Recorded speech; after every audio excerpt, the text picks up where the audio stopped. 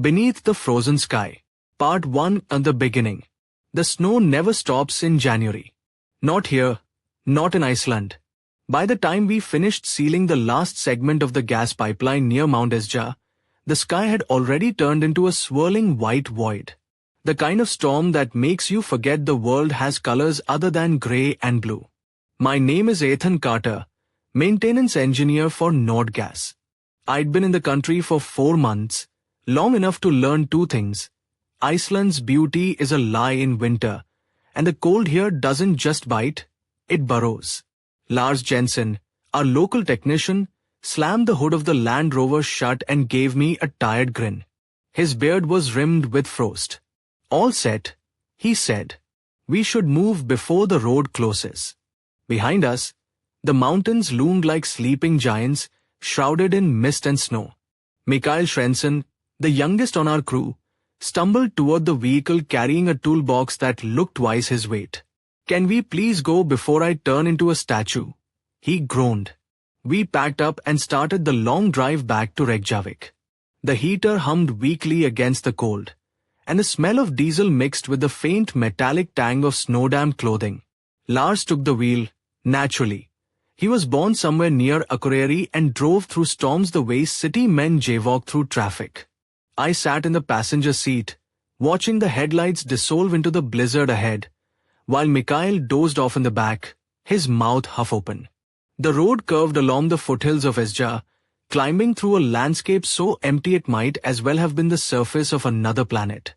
The snow whipped sideways in furious gusts, and the sky pressed low, like a lid trapping us inside the storm. Every few minutes, the tires crunched over ice and the Land Rover lurched, its chains clattering like metal bones. I tried to keep Lars talking, anything to stay awake. You ever hear those stories, I asked, about people disappearing in these mountains? Some kind of Icelandic ghost legends. He laughed, a short dry sound. Ah, the Huldu folk, the hidden people. Every foreigner asks about them. You don't believe in that stuff. He shrugged. My grandmother did. Said the mountains belong to them, and sometimes they take people who don't show respect. He flashed a grin. But my grandmother also thought Wi-Fi was witchcraft. I chuckled. But there was something about the tone of his voice that made me glance at him twice. So you've never seen anything strange out here? Strange? He kept his eyes on the road. Everything out here is strange, Ethan. You'll get used to it. The wind howled louder, rattling the mirrors. The blizzard thickened until the headlights reached no farther than a few car lengths. The landscape became a blank wall of snow. No horizon, no trees, just endless white swallowing sound and sight alike. It felt like driving through the belly of a cloud. Mikael stirred in the back seat. We still alive, he mumbled. For now, Lars said. Try to dream of somewhere warm. Mikael laughed weakly and fell back asleep. I watched his breath fog the window, small ghostly clouds fading into the glass.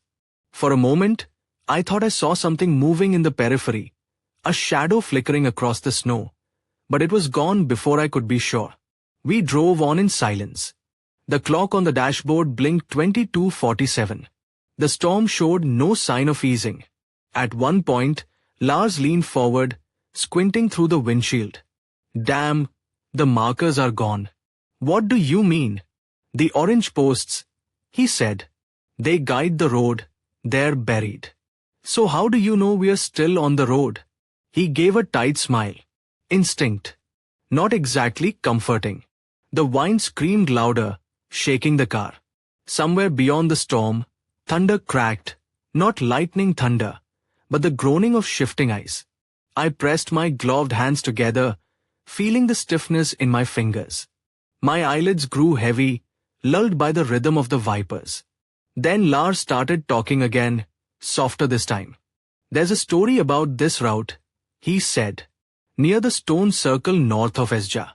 People say they see lights dancing there. Sometimes, figures. What kind of figures? He hesitated. Travelers. Explorers. Miners. People who died in the snow long ago. He smirked again.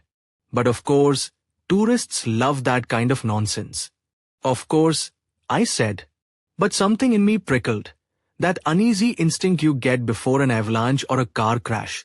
I tried to shake it off, staring into the snow. The storm began to wane slightly, visibility improving from 10 meters to perhaps 20. That's when the radio cut out with a harsh burst of static. Lars smacked the dashboard, but the speakers only hissed. A faint rhythmic crackle pulsed through the noise, like breathing or distant whispering. Signal interference, Lars muttered. Then he hit the brakes. The tires screamed on the ice, and Mikhail jolted awake with a shout, hitting the back of my seat. The Land Rover skidded sideways, then stopped dead. My heart slammed against my ribs. What the hell, Lars? He didn't answer. He was staring ahead, jaw clenched. I followed his gaze, and froze. There, barely visible through the curtain of snow, stood a figure. Alone, in the middle of the road. At first I thought it was a trick of the storm, a snowdrift shaped like a man. But then it moved. Slowly, unsteadily. The figure staggered forward a few steps, then stopped again, as if struggling to stay upright against the wind. No other vehicle in sight. No headlights. No footprints that I could see, though the snow was falling too fast to tell. Mikhail leaned between the seats, bleary-eyed. Is that, or someone walking? Looks like it, I said. What's he doing out here? Lars murmured. We waited. The figure kept coming, one halting step at a time. He, I assumed it was a he, wore a long parka the color of old snow, its fur-lined hood blown back by the wind. The coat shimmered faintly in the headlights, the fabric stiff with frost. I could just make out gloved hands hanging loosely at his sides, the fingers curled in a strange, twitching rhythm. Lars tapped the horn, a short beep swallowed by the storm. No reaction. The figure kept walking, head slightly bowed, as though listening to something deep within the earth. Should we help him? I asked. Lars frowned. He's insane if he's walking out here. Mikhail's voice trembled. Maybe his car broke down. Where? There's nothing for miles. Still, we couldn't just sit there and watch. I opened my door, and a blast of freezing air punched me in the face. Snow stung my cheeks like needles. I pulled my scarf up and stepped out, boots crunching into the powder. My flashlight beam cut through the storm, flickering across the man's shape. Hey! I shouted. Are you all right? He didn't answer. He just kept walking, head down, lips moving. The sound of the wind carried faint words, too soft to make out. I moved closer. 20 feet. 10. My light caught his face. It was grey. Not the healthy pallor of cold skin, but the dull, waxy grey of something lifeless. His eyes were open, but unfocused, pale, almost white, as if a thin sheet of ice had formed over them. Frost clung to his eyebrows and beard. His lips were blue, moving in a slow repetition. That's when I heard it. The words he was mumbling. 3, 13, 3, 13. My stomach tightened. Sir, do you need help? He didn't even blink. Just kept walking, boots dragging through the snow. Behind me, I heard Lars call out, Ethan, leave him, get back in the car. But I couldn't move. Something about the man, his stiffness, his monotone whisper, rooted me in place. It was as if the air itself had thickened between us. Then Lars joined me, crunching through the snow. Sir, he yelled, touching the man's shoulder. The figure stopped. He turned toward us, and the sight of his face under the flashlight made every hair on my body rise. Partook the encounter. The man turned his head toward us with a slowness that felt deliberate, almost mechanical, like a puppet whose strings had just been pulled. The beam of my flashlight caught his face fully now, and my breath stopped short. His skin was the color of candle wax left too long in the cold, pale and slightly translucent. Beneath it, faint blue veins webbed across his cheeks and temples. His lips were cracked, darkened with something that wasn't quite blood. But it was his eyes that froze me, eyes the color of melting snow, white and clouded, yet somehow aware. They didn't look at me so much as through me. Lars muttered something in Icelandic under his breath. I caught only the word, Drogur, ghost. The man's mouth moved again, and this time I heard the words clearly, rasped through chapped lips. 3:13. 3:13. I swallowed hard. Sir, we need to get you out of the cold. There's a camp about 5 kilometers from here. No response. Just the same rhythmic whisper, the same empty stare. Lars took a cautious step forward, his boots crunching in the snow. Einar, he said suddenly. Einar Bjornsson. The name struck a faint chord in my memory. I turned to him. You know this guy? Lars didn't answer right away. His face had gone pale beneath his beard. There was a man by that name, he said finally, his voice low. An explorer. He vanished up here 4 years ago. They never found him. I looked back at the stranger. You're saying this could be him? That's impossible, Lars said. He'd be dead. The man twitched. His mouth opened, and for a moment, I thought he was about to speak something new. But what came out was a sound, low and gurgling, as if from deep under frozen water. He swayed, then suddenly lurched forward. Instinct took over. I caught him before he hit the ground, the weight of his body shockingly heavy and cold. Not the kind of cold you feel from the weather, but a deeper chill that seemed to seep through my gloves, through my bones. It felt wrong, like holding a stone carved from ice. His pulse, if there was one, was imperceptible. Help me get him to the car, I said. Lars hesitated, eyes darting toward the storm, then nodded. Together, we dragged the man to the Land Rover and heaved him into the back seat beside Mikael, who blinked in confusion. What the hell is that? Mikael asked, his voice sharp with fear. Someone stranded, I said, trying to sound calmer than I felt. He's hypothermic. We'll take him to the camp. Mikael stared at the man's face, then at me. He doesn't look alive, Ethan. I ignored him and slammed the door shut. The wind was howling harder now, carrying snow like knives. When I climbed back into the passenger seat, Lars was already gunning the engine, eyes locked on the invisible road ahead. We drove in silence for a long while. The man didn't move, didn't speak. The only sound was the soft, wet rasp of his breathing, if that's what it was. Every few minutes, I glanced back, half expecting him to vanish. But he remained exactly where he was, slumped against the seat, lips faintly moving. 3:13. What does it mean? Mikael whispered. 3:13 what? No one answered.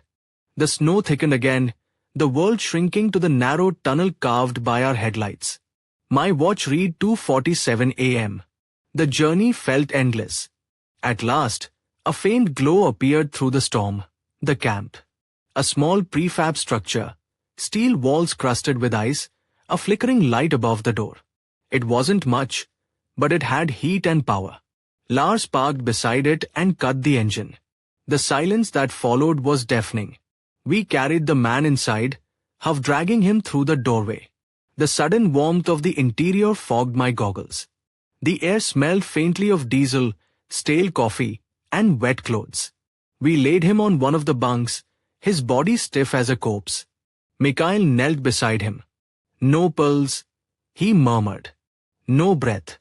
Check again, I said. He did, pressing two fingers to the man's neck. After a moment, his expression twisted. He's cold as stone, Ethan. I turned toward Lars. You said this guy went missing years ago. Are you sure? I saw his picture in the papers. Einar Bjornsson, the polar geologist. He disappeared north of Esja during an expedition. Search teams found blood and broken equipment, but no body. Lars shook his head. But that was 4 years ago. I looked down at the man. His parka was old, frayed at the seams, dusted with frost even in the heated cabin. A leather tag near the zipper was cracked and faded, but faint letters were still visible. EB. Mikael sat back on his heels. So what is he, then? Before I could answer, the lights flickered. A faint hum rose from the walls, like static caught inside metal.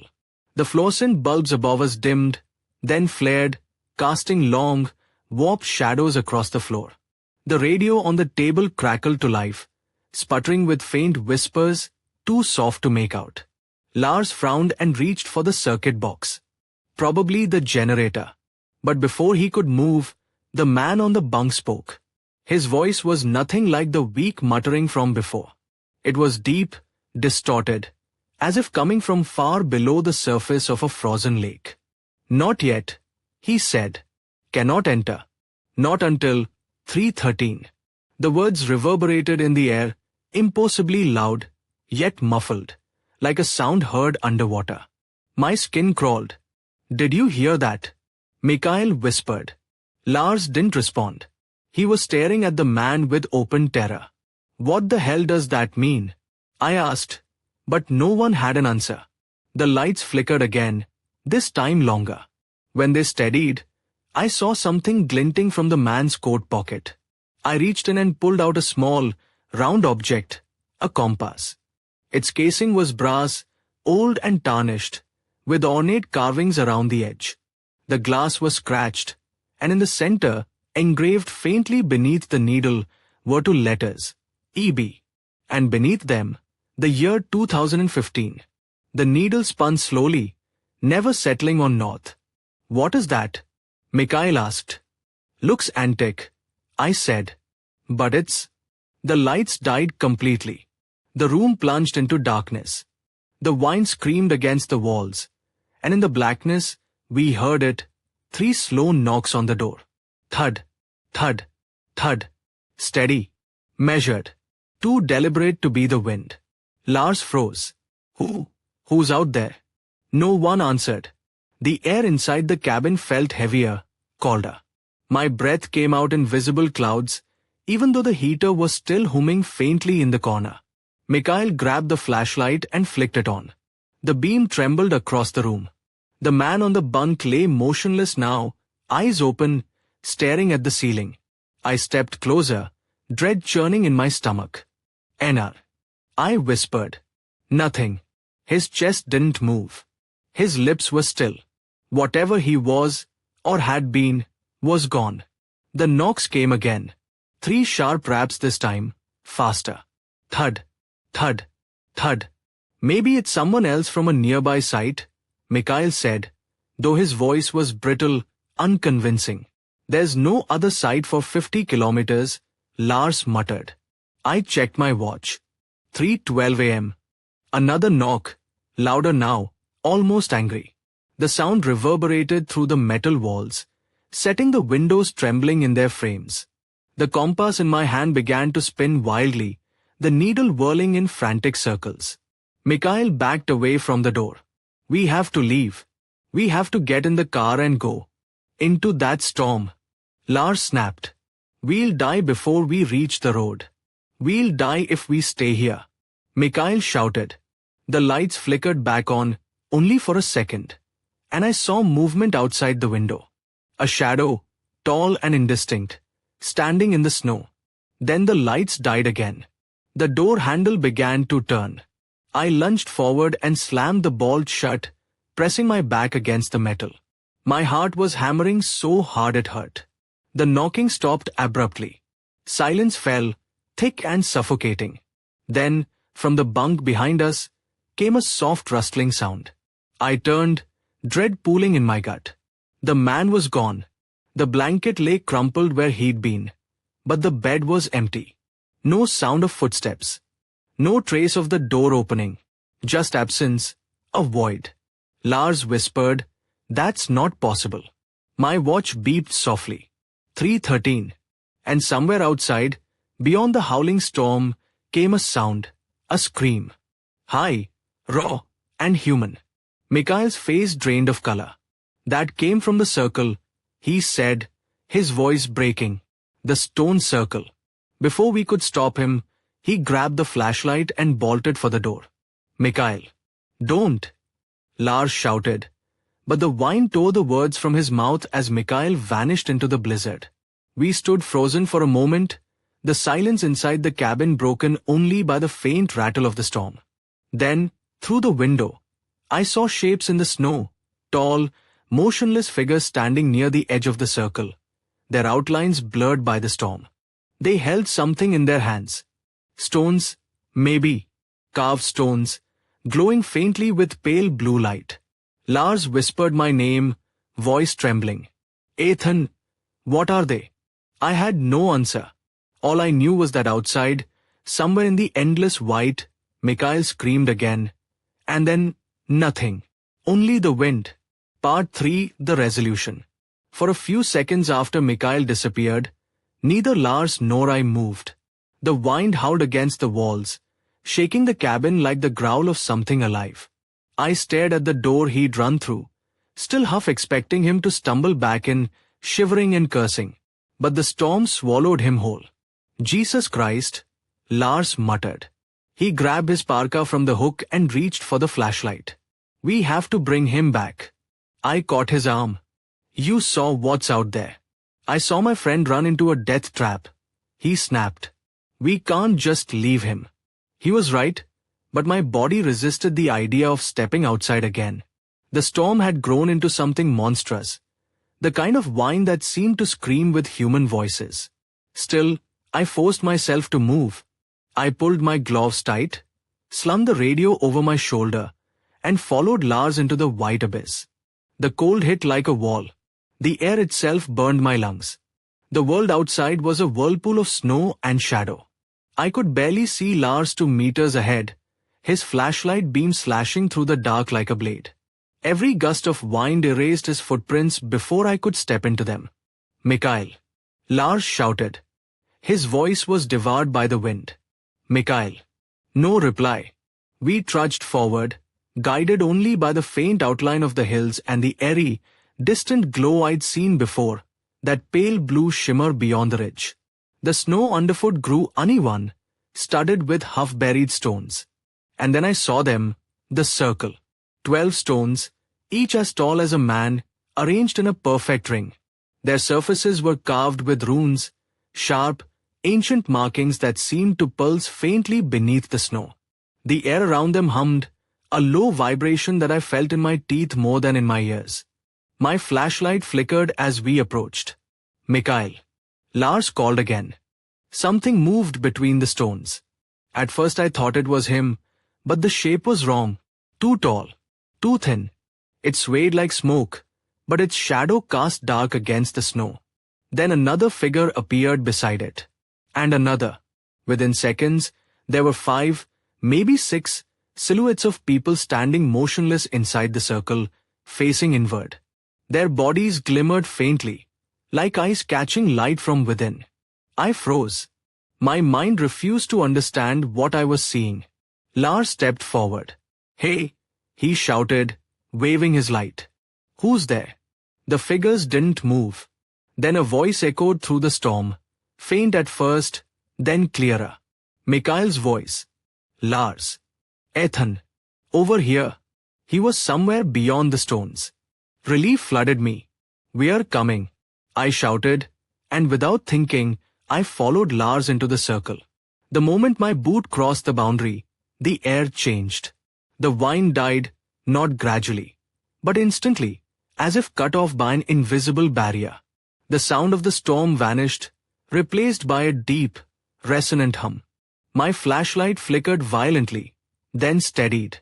The light seemed thicker here, the air denser, shimmering with pale motes that floated like dust in sunlight.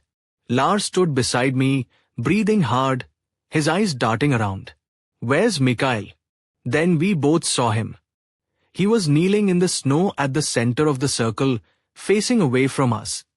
His body was rigid, his hands gripping something buried beneath the snow. I hurried toward him, but as I reached out, Lars grabbed my shoulder. Wait! The figures around us began to move.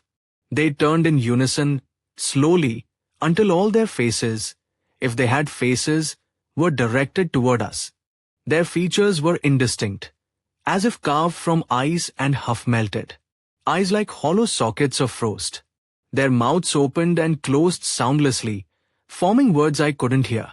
Mikhail suddenly screamed. It wasn't a human sound. It tore through the silence like a jagged knife. He fell forward onto the snow, convulsing. The ground beneath him glowed faintly, revealing a pattern carved into the ice, a spiral of runes converging on a central point.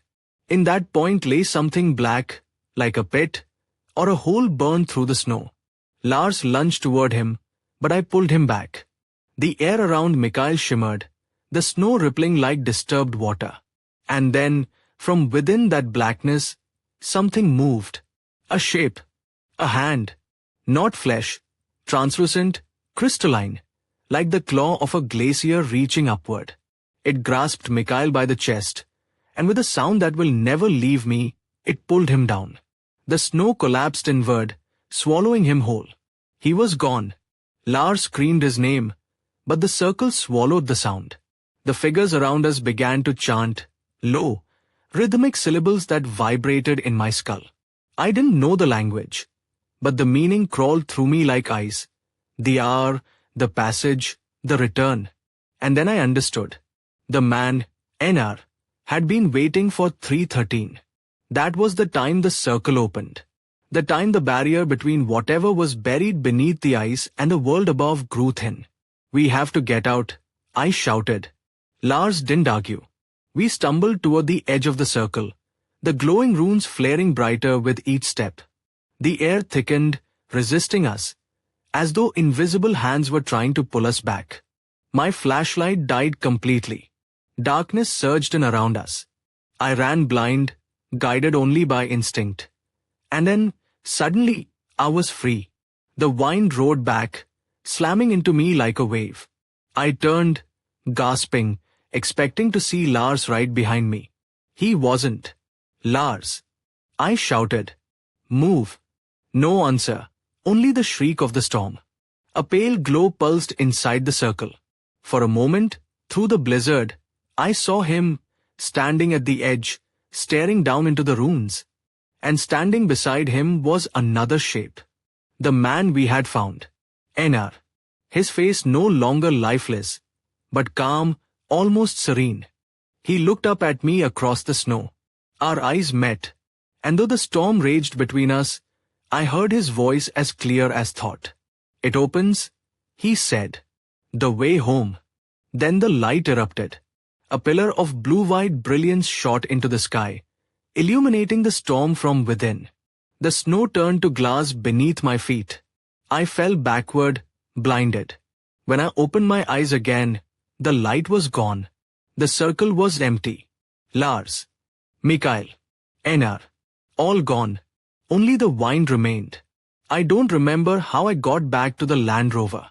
I must have stumbled for hours, half conscious, following the faint shape of the road. The next thing I remember is waking up to daylight, the storm finally broken. The world around me was silent, untouched. There were no footprints, no tracks. The snow was smooth and unbroken, as if nothing had ever moved across it. I drove back to Reykjavik in a daze.